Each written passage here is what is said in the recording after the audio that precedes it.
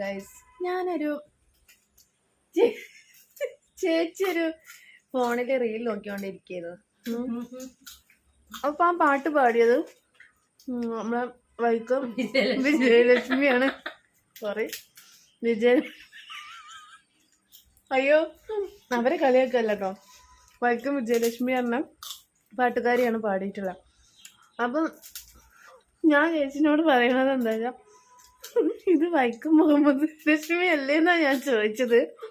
അപ്പൊ ചേച്ചി പെട്ടെന്ന് കത്തിയില്ല.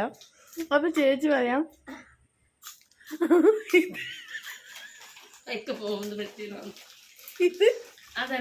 ഇത് ഏതാണ് സിനിമ?